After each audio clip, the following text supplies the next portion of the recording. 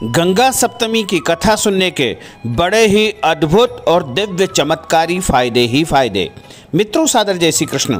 हमारे YouTube channel में आप सभी का बहुत बहुत स्वागत है। मैं हूं आपके साथ आचार्य धर्मेंद्र शास्त्री। सबसे पहले आपको और आपके पूरे परिवार को गंगा सप्तमी की बहुत बहुत शुभकामनाएं और बधाइयाँ। वैशाख माह के शुक्ल पक्ष की सप्तमी तिथि को गंगा सप्तमी मनाई जाती है। इस बार गंगा सप्तमी का महापर्व 8 मई 2022 रविवार के दिन है। इस दिन खास बात यह रहेगी कि नक्षत्रों का राजा पुष्य नक्षत्र भी इसी दिन रहेगा। हालांकि सप्तमी तिथि का आरंभ 7 मई को दोपहर 2:57 पर हो जाएगा, लेकिन उदया तिथि के अनुसार सप्तमी तिथि यानी गंगा सप्तमी का महापर्व 8 मई 2022 रविवार के दिन मनाया जाएगा और सभी भक्तजन इस दिन हर्षो उल्लास के साथ में गंगा सप्तमी का महापर्व मनाएंगे। इस दिन गंगा जी का पूजन करना, गंगा जी में स्नान करना तथा गंगा जी के किनारे पर जाकर के दान पुण्य करना बहुत ही पुण्यकारी और लाभदायक माना जाता है, क्योंकि गंगा जी के प्रागट्य का दिवस गंगा सप्तमी माना जाता है। इसलिए गंगा सप्तमी के दिन माता गंगा का विशेष पूजन अर्चन करना कल्याणकारी माना जाता है। गंगा जी का महत्व सनातन हिंदू धर्म में विशेष है। माँ गंगा को हमारे धर्म ग्रंथों में माता का दर्जा प्राप्त है। माता गंगा पाप नाशिनी और मोक्षदायिनी है। वैशाख माह के शुक्ल पक्ष की सप्तमी तिथि के दिन गंगा माता स्वर्गलोक से भगवान भोले बाबा की जटा में समाई थी। इसलिए इस दिन को गंगा सप्तमी, गंगा जयंती के रूप में मनाया जाता है तथा ज्येष्ठ माह के शुक्ल पक्ष की 10वीं तिथि के दिन माँ गंगा पृथ्वी पर अवतरित हुई थी।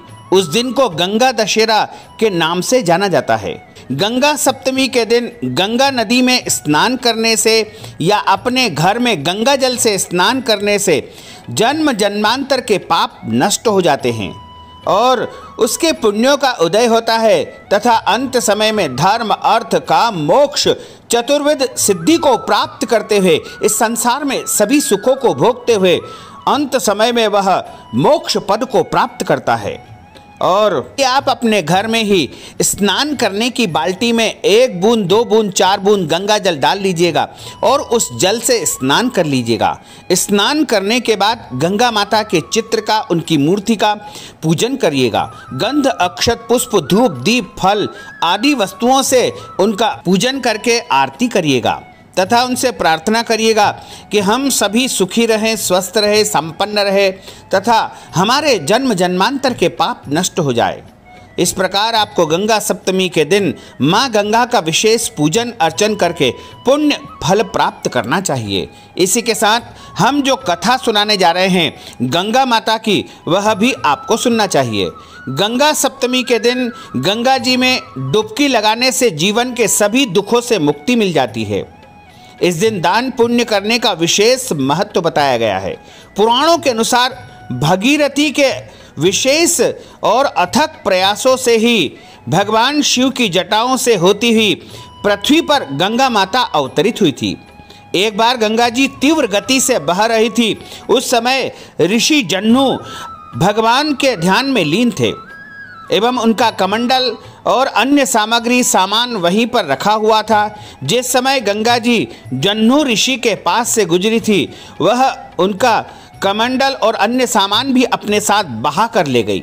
तब जन्नू ऋषि की आंख खुली तो सामान न देख करके क्रोधित हो गए। उनका क्रोध इतना ज़्यादा था कि अपने गुस्से में पूरी की पूरी गंगा को पी गए।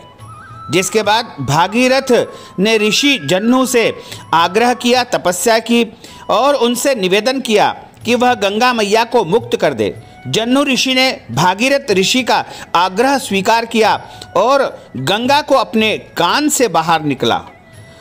जिस समय यह घटना घटी उस समय वैशाख माह के शुक्ल पक्ष की सप्तमी थी।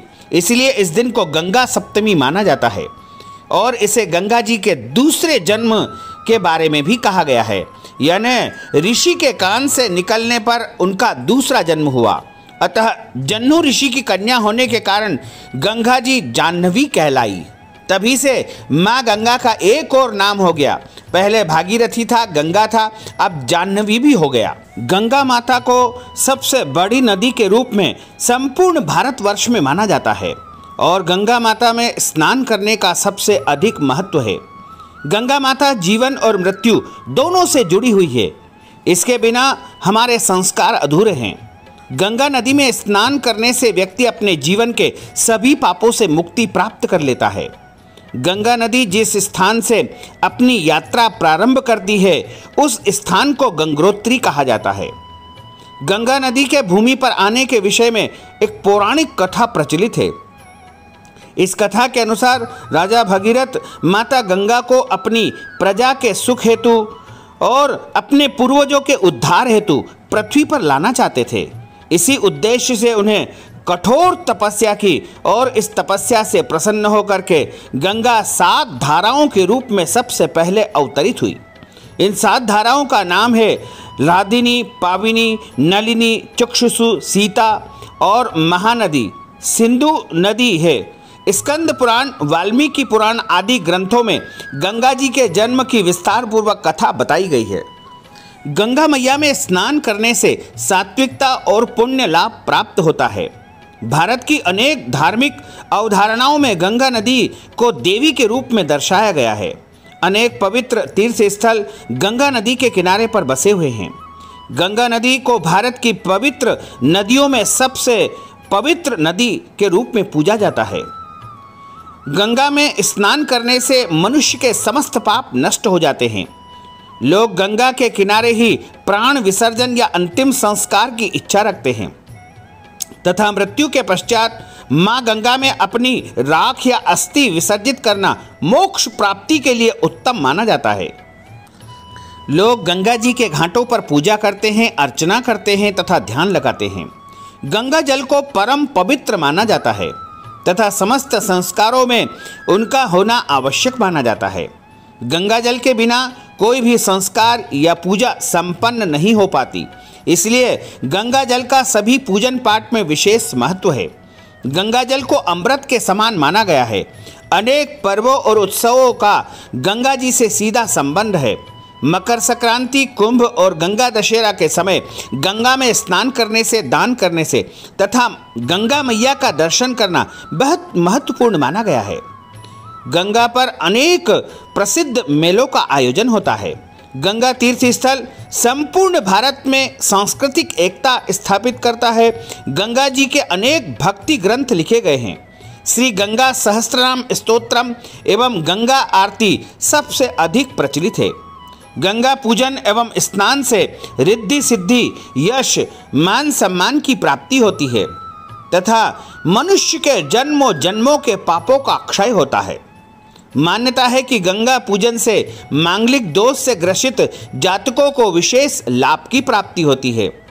विधि विधान से गंगा पूजन करना अमोघ फलदायक माना गया है। गंगा स्नान करने से अशुभ ग्रहों का प्रभाव समाप्त होता है। अमावस्या के दिन, पूर्णिमा के दिन या तीर्थ के समय गंगा स्नान और पितरों के निमित्त गंगा जी में तर्पण तथा पिंडदान करने से मृत आत्मा को सद्गति प्राप्त होती है। पुराणों के अनुसार, अन्य कथा के अनुसार गंगा जी भगवान विष्णु के चरण से प्राप्त निकली है, जिसका पृथ्वी पर अवतरण भगीरथ के प्रयास से कपिल मुनि के श्राप द्वारा भस्मीकृत हुए राजा सगर के पुत्रों की अस्थियों का उद्धार करने के लिए हुआ है। इसी कारण गंगा जी का दूसरा नाम भागीरथी भी पड़ा। 18 पुराणों में से एक पुराण गरुड़ पुराण में यह बताया गया है कि यदि घर में, परिवार में किसी भी सदस्य की मृत्यु हो जाती है तो उसकी अस्थियां यानी उसकी हड्डी यदि 10 दिन के भीतर भीतर गंगा जी में प्रवाहित कर दी जाए तो उसे परम पद यानी मोक्ष की प्राप्ति हो जाती है। इसमें कोई भी संशय नहीं है। एक बार एक जो है प्राणी यानी एक शेर की मृत्यु होती है और उसकी हड्डी एक चील उठा करके आसमान में उड़ जाती है और उस चील के मुंह से वह अस्थियां गंगा जी में गिर जाती है।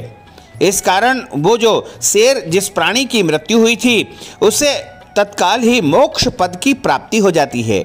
यानी जाने अनजाने में किसी भी मृतात्मा की अस्थियां यदि गंगा जी में प्रवाहित कर दी जाए तो निश्चय ही उसका मोक्ष हो जाएगा, इसमें कोई भी संशय नहीं है। हमारे धर्म ग्रंथों में, पुराणों में सबसे अधिक इस बात का महत्व बताया है कि मृत आत्मा की अस्थियां किसी भी तरह आप गंगा जी में अवश्य प्रवाहित कर दे, क्योंकि प्रत्येक प्राणी चाहता है कि उसकी अस्थियां गंगा जी में प्रवाहित हो जाए, या गंगा जी की स्पर्श यानी लहरों से स्पर्श होने मात्र से ही प्राणी को सद्गति प्राप्त हो जाती है। गंगा जी के प्रागट्य के विषय में जो कथा बताई गई है वह इस प्रकार है। प्राचीन काल में अयोध्या के राजा सगर थे। महाराज सगर के 60,000 पुत्र थे। एक बार सगर महाराज ने अश्वमेघ यज्ञ करने का विचार किया और अश्वमेघ यज्ञ के घोड़े उन्होंने छोड़ दिए। राजा इंद्र यज्ञ असफल करना चाहते थे, क्योंकि राजा इंद्र को यह चिंता थी कि यदि अश्वमेघ यज्ञ सफल हो गया तो इंद्रासन पर इनका कब्जा हो जाएगा। उन्होंने अश्वमेघ यज्ञ का घोड़ा महर्षि कपिल के आश्रम में छिपा दिया। राजा सगर के 60,000 पुत्र इस घोड़े को ढूंढते ढूंढते आश्रम में पहुंचे और घोड़े को देखते ही चोर चोर चिल्लाने लगे। इससे महर्षि कपिल की तपस्या भंग हो गई और जैसे ही उन्होंने अपने नेत्र खोले, सगर के 60,000 पुत्रों में से एक भी जीवित नहीं बचा। सभी उनकी नेत्रों की ज्योति से जल करके भस्म हो गए। राजा सगर, उनके बाद अंशुमान और फिर महाराज दिलीप, तीनों ने मृत आत्माओं की मुक्ति के लिए घोर तपस्या की तथा ऋषि से प्रार्थना की। तब ऋषि ने कहा कि यदि तुम इनको मोक्ष करवाना चाहते हो तो इनके लिए गंगा जी को स्वयं पृथ्वी पर आना होगा। उसी आदेश के अनुसार राजा सगर ने, अंशुमान ने और उनके बाद में महाराजा दिलीप ने मृत आत्माओं की मुक्ति के लिए घोर तप किया ताकि वह गंगा जी को पृथ्वी पर ला सके, किंतु सफल नहीं हो पाए और अपने प्राण त्याग दिए। गंगा को इसलिए लाना पड़ रहा था क्योंकि पृथ्वी का सारा जल अगस्त ऋषि पी गए थे और पूर्वजों की शांति तथा तर्पण के लिए कोई भी नदी नहीं बची थी। महाराज दिलीप के पुत्र भगीरथ हुए, उन्होंने गंगा को धरती पर लाने के लिए बड़ी कठोर तपस्या की और एक दिन ब्रह्मा जी उनकी तपस्या से प्रसन्न होकर के प्रकट हो गए और भागीरथ को वर मांगने के लिए कहा। तब भागीरथ ने गंगा जी को अपने साथ धरती पर ले जाने की बात कही, जिससे वह 60,000 पूर्वजों की मुक्ति कर सके। ब्रह्मा जी ने कहा कि मैं गंगा को तुम्हारे साथ भेज दूंगा, लेकिन उनके अति तीव्र वेग को कौन सहन करेगा?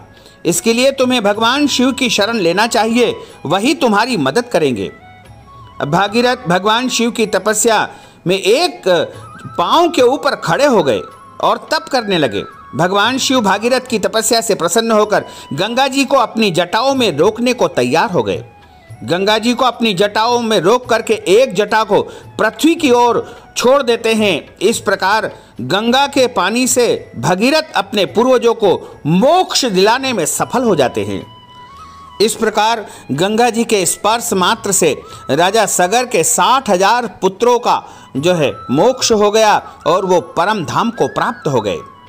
गंगा मैया की इस दिव्य कथा को जो कोई भी सुनता है उसके सारे पाप नष्ट हो जाते हैं, जन्म जन्मांतर के उसके पाप नष्ट हो जाते हैं तथा पुण्यों का उदय होता है और इस संसार में उसे सभी प्रकार के सुखों की प्राप्ति होती है और सारे संकट और कष्ट उसके समाप्त हो जाती हैं।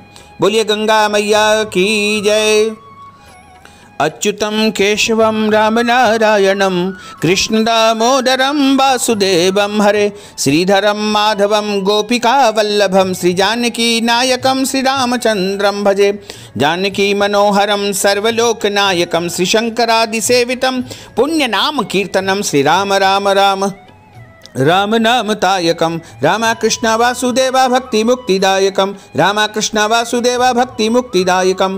बोलिए लक्ष्मी नारायण भगवान की जय, भोलेश्वर भगवान की जय, गंगा मैया की जय, नर्मदा मैया की जय, क्षिप्रा मैया की जय। नमः पार्वती पतये, हर हर महादेव हर।